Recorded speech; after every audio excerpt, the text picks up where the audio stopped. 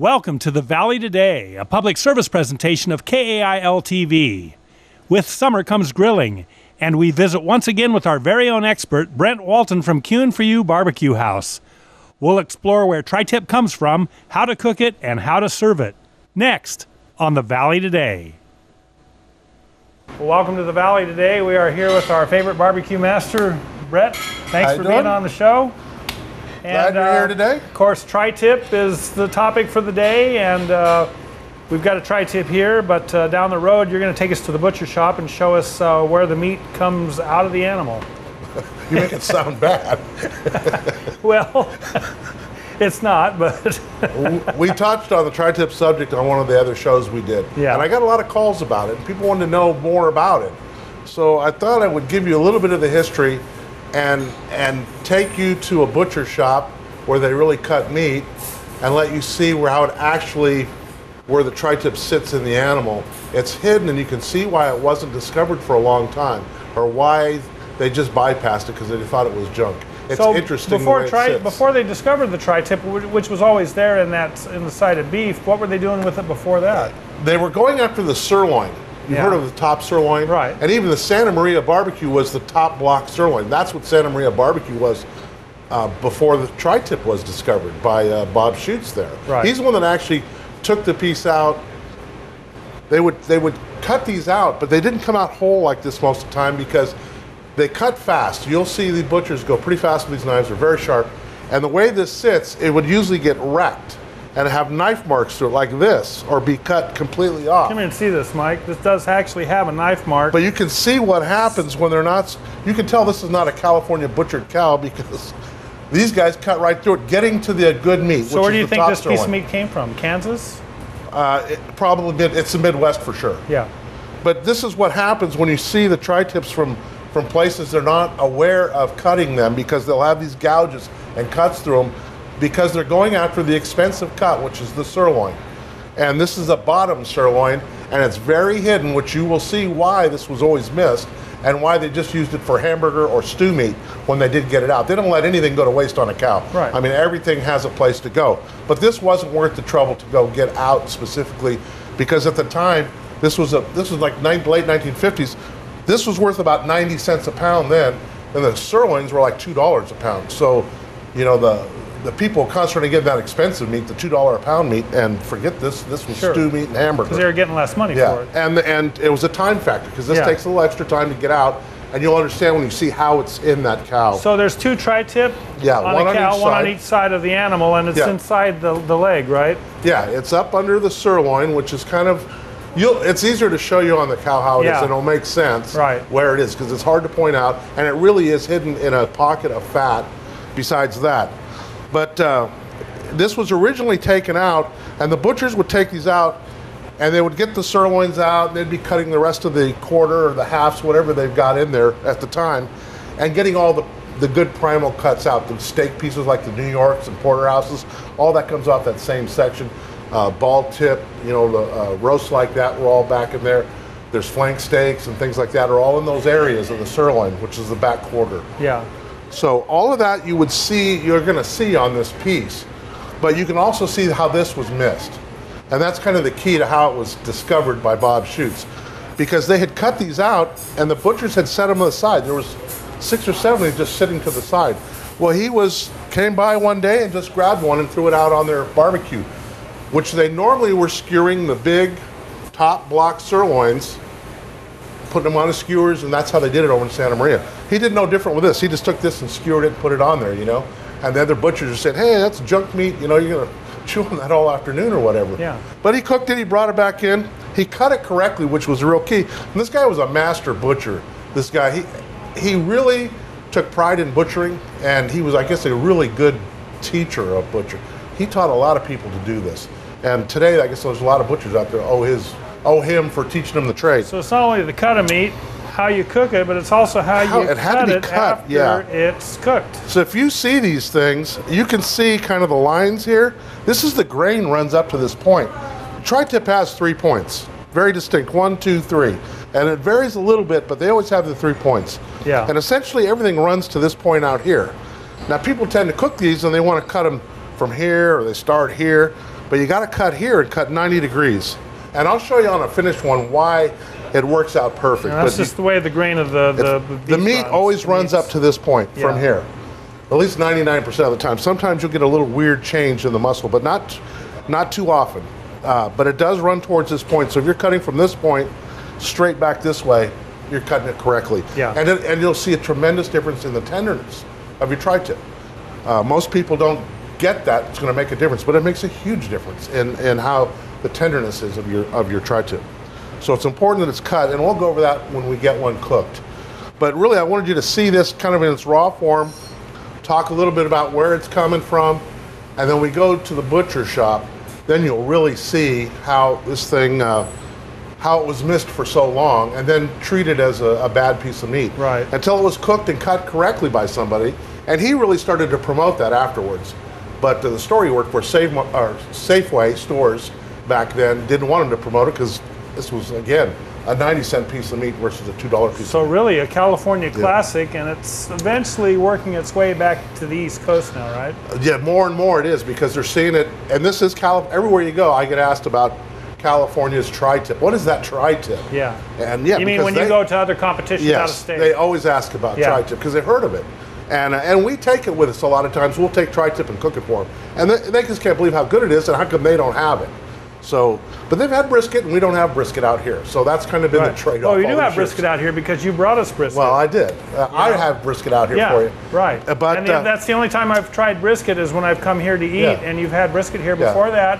I heard of brisket, but I had never tried it. Yeah, brisket's a hard meat to cook, especially for restaurants, because of the way it takes so long. It's a nasty piece of meat. So to cook it correctly takes some time and attention. Most restaurants don't have that time. Yeah. And so you're going to take us now to B&L Meats? B&L Quality Meats. B&L Quality Meats on the other side of town. They've got a side of beef over there for us, and they're going to cut it up and help define how this thing came out so you can see what the problem was or why it wasn't discovered. Right. Until Bob Schtz had the foresight to say, my God, let's try, this thing's really good. And he started promoting it. He opened his own butcher shop too later on, and he really promoted it.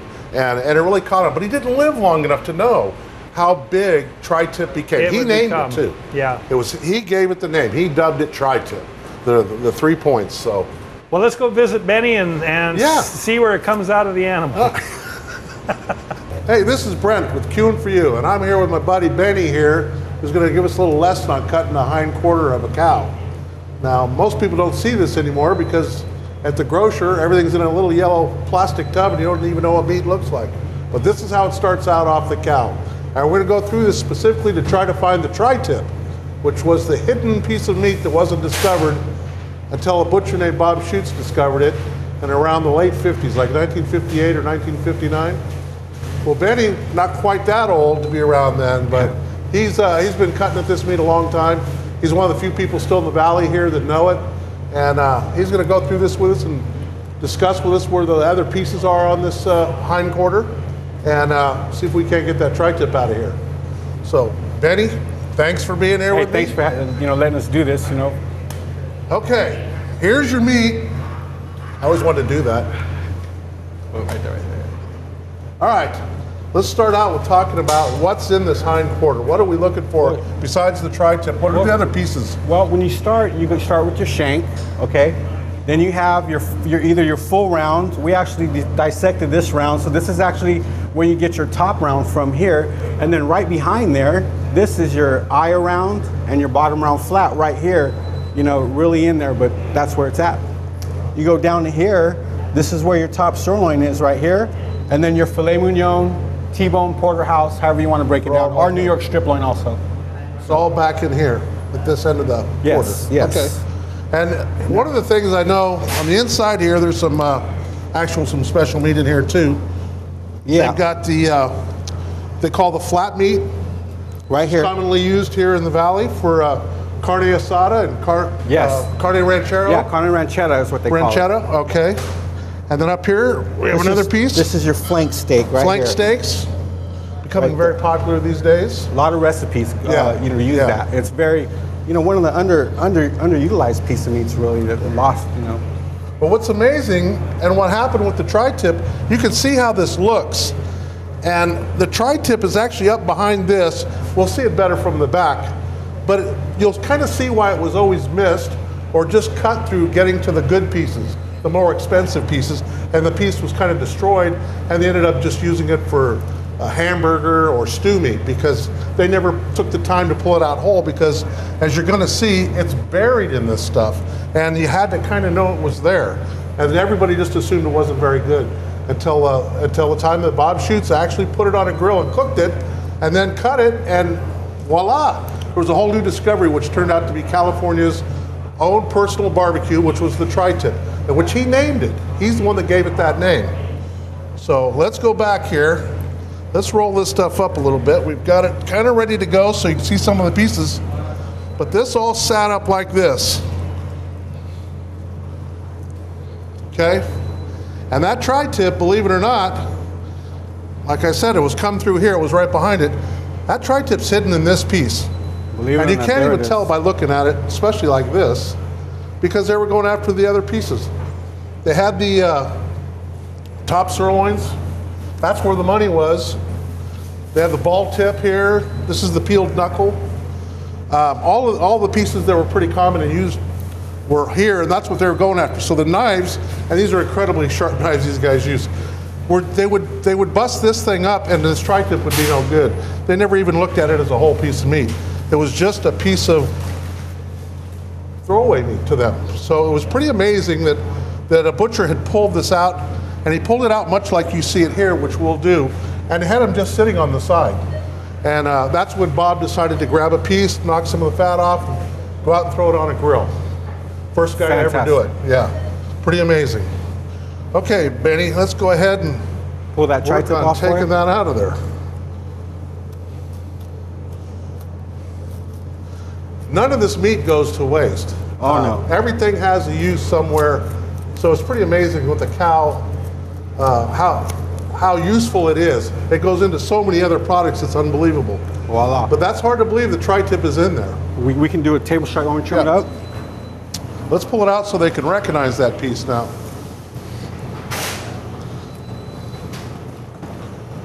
Literally in a cod of fat, literally dangling there.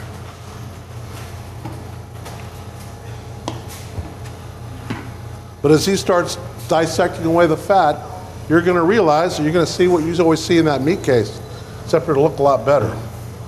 In today's world, most people are getting their meat at the butcher shops, which come to the meat market. To the supermarkets, yeah, rather than come somewhere like B&L and have a butcher that can help you get a better value for your dollar with the meat. I mean, the stores pretty much say, here, take our yellow package. Yeah, we're all about customer service over here too, by the way. So they know how to use the meat, they know how to cook it, they know the better ways to use it, what pieces to use correctly. So they're really helpful just to come to a place like B&L Quality Meats and get the value for your dollar, especially with the prices of beef right now.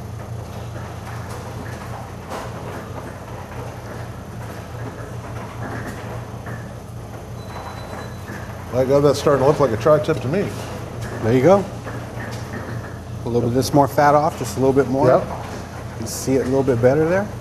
Well, let me point out here here it is. This is the tri-tip, and it was the 3 points, and there they are. So that's it. That's the tri-tip that has been hidden for so many years, and it took a long time to discover that it was in there. Back from the butcher shop and off the fire, and here it is. This is the tri-tip. You watched it get pulled out of there. Just jumped right out of the cow. Now, I told you, was that pretty amazing how well it was hidden in there and why you didn't see it? Yeah. But this is it. It was cut out. I brought it back here. You know, I trimmed it a little bit more, put it on the smoker, cooked it. I did it on my smoker, which takes about 45 minutes or so on my smoker. You can do it on the grill. Again, with these, people tend to cook them too hot, too fast. And over direct flame, that was the one thing that you kept schooling me on, was just don't put it over an open flame, set it off to the side, and let it cook like a roast, and not scorch it like a because steak. this outsides were getting, you know, I mean, I've been to a lot of parties and neighbors, and they cook tri-tip, and it's just literally, it's not even scorched, it's just burnt on the outside. Right. And it's really intolerable burnt. Yeah. And it's probably raw on the inside. Or and you know what? A lot of people are used to that because that's the only way we've had it served. But look how beautiful this is. Look at this, Mike. Come on over here. Look at this piece of meat. That is gorgeous. It's a beautiful piece of meat. It's a beautiful piece of meat. That's the way it should look. And I kind of treat this like a steak more than a roast. Tri-tip's kind of in between, but it really is a steak. It's from the sirloin, which is a steak piece, really, and very juicy. So I cook it like that. This at all. I take the fat off personally. Yeah. You can leave some of the fat on to cook it, but I like to make these as tender as I can get them. So I like to take any of what they call the silver skins. You know, it's kind of that translucent skin. I get all of that off the tri-tip, and I take all the fat off. And get it right to the meat itself. I get it right to the bone. Yeah, right, or right to the muscle, I should say, not to the bone. Right. But and then cut it correctly and cut it thin. It's so tender you can't believe how tender it is. And if you let it sit like a steak, just like a steak, when you cook a steak on the grill, you take it off and cut it right away.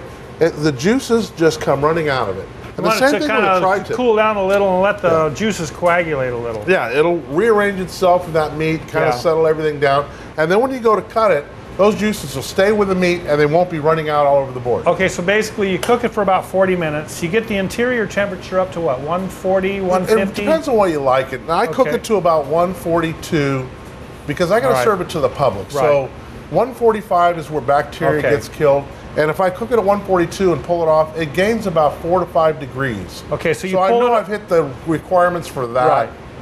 So when you're done cooking it, you pull it off, and then what? You put it in tented? I tend it usually with a piece of aluminum foil. Okay. And then let it sit for how long? I usually set 10, 15 minutes. Okay. And even 20 minutes isn't too long. So really we're looking at an hour. We're looking at about 40 minutes cook time, and then let it sit another 10, 15, 20 minutes tented. Then it's ready to start. Then it's ready to start to be cut. I got you. And eaten. Okay. You know, if you pull it off right away, what happens? You cut it. Yeah. And the juices run right out of it, and it's dry. It'll be dry by the time you eat it. It's going to be dry. Tri-tip, anything left. Tri-tip is not stupid proof because I'm living. I'm the living proof. We're going to get you cooking a good tri-tip. I know, yeah. No, but if you just, it's barbecue rewards patience. Yeah. Okay. It's all about relaxing. Right. Barbecue's not about the high-past pace. And get on that gas grill, crank it up, cook that steak in 2 minutes, and be done it out. Yeah. No, this is barbecue now. We got to relax, take our time. So if you got a double burner, get the barbecue going, get it warmed up, and put the meat on. Set the meat off to the one side. On the side that the burner isn't running. Let the burner go, but put the meat off to the side, and then turn it how often? Yeah. Maybe 2 or 3 times. Okay. Just kind of watch it. You'll learn to do it. You can move it close to the flame. You can get a little bit of that flame at the end. Maybe you want to put it over and get a little bit of that interaction with the flame. Yeah. But you don't want to get it so burnt on the outside that it's just. But you cook this on your rotisserie, and this brings it around. It brings it down to the fire. It brings it back over the fire, and it just is constantly in motion. It's actually, my fire's in the back of it, so it's going past it. Okay. So mine's a little bit different.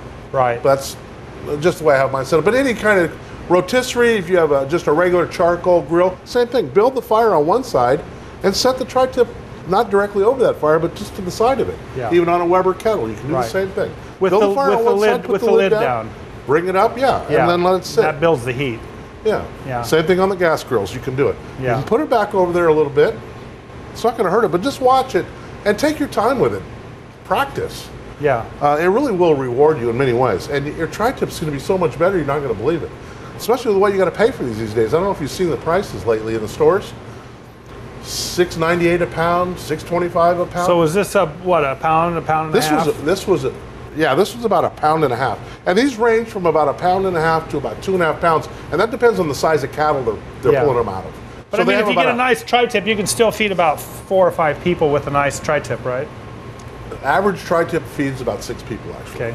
So if it's about a 2-pound tri-tip, cut correctly, you can usually get 6 for sure out of there. Yeah. And it depends. You're feeding Marines or you're feeding your grandmother. Yeah, exactly. So my grandmother who was a Marine.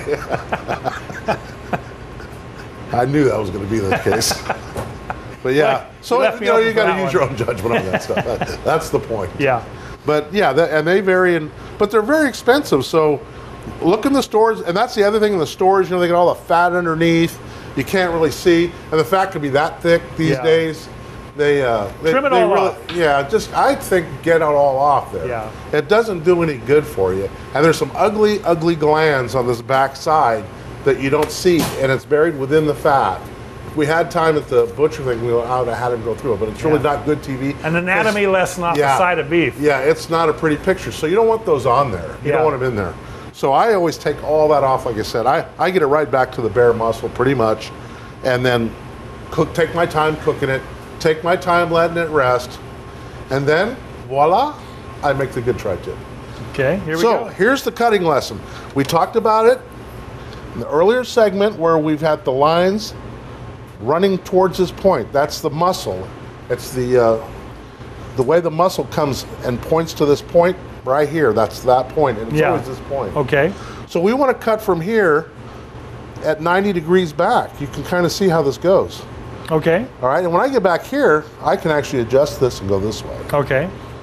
Does that make sense? But you're really starting on this 90-degree corner, and you're going 45 degrees off and coming this way. Yeah, I want to cut directly across the grain of the meat. The grains are running all towards that front, and it's a muscle. You saw how that was earlier. All right. So I want to cut directly across those. Okay. Here we go. So here we go. There's cut one, and I cut it fairly thin, probably like a quarter of an inch.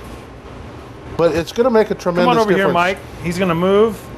He's getting in there. Oh, look at that. Oh, wow. Oh, you're cutting it nice and thin, too, huh? Oh, you're just teasing us now, aren't you? But what I want you to notice, let me cut this. What I want you to notice, the juice is in the meat still. Yeah. It's not running all over this board. Right, because it's had time to cool and coagulate. That's right. So the juiciness is still in here. Ooh. And that's what I wanted you to savor and see. Yeah. You can see it glistening in there. Oh, yeah, that's gorgeous. I can push the juices there. That is gorgeous. So I'm like it's like you've done this before. I'm a one-man crusade to improve tri-tip in this valley. Yeah. Because it's a great piece of meat when it is taken time and cooked correctly. And we've just accepted it in such a bad way that it's not near what it should be. Wow, that is beautiful. This is a good way to serve it right here.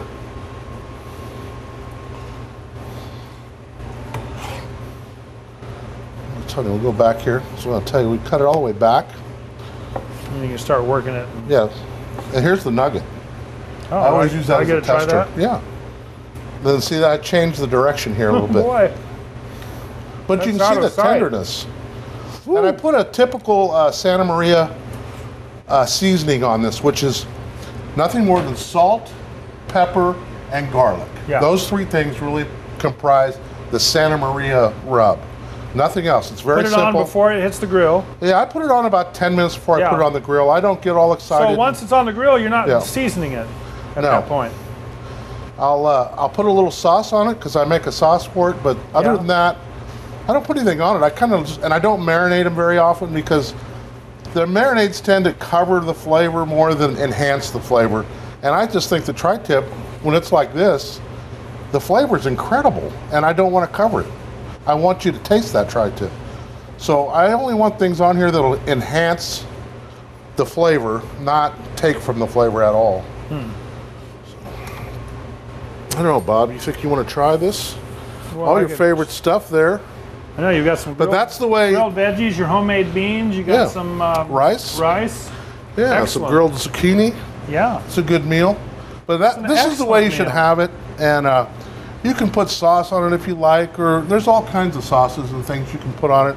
You can put butter on it. Just whatever you like, you can really put on it. But the point is, you cook this stuff, take your time to make it correct. Yeah. I mean, this Bob Schtz really hit on something when he cooked this. And he figured it out, that this is the way it needs to be good. And he promoted it, and I just wish that he could get the accolades today that he deserves. Really, he passed away before any of this really took off. Yeah, he did. I recently learned all this. I went and met his wife, is still alive. She's like 94 years old, and she lives in Arizona. And I went, talked to her to find out more about Bob. The other interesting thing about him that really separated was he was Come on over here, Mike. Come on over here. Hold on. We want to get your whole lovely being here. There we go. The most interesting thing too about him was he only had one arm. Oh, really? He was a one-arm butcher. He was a one-arm butcher. And literally had the hook hand over here and was missing this arm, his left arm.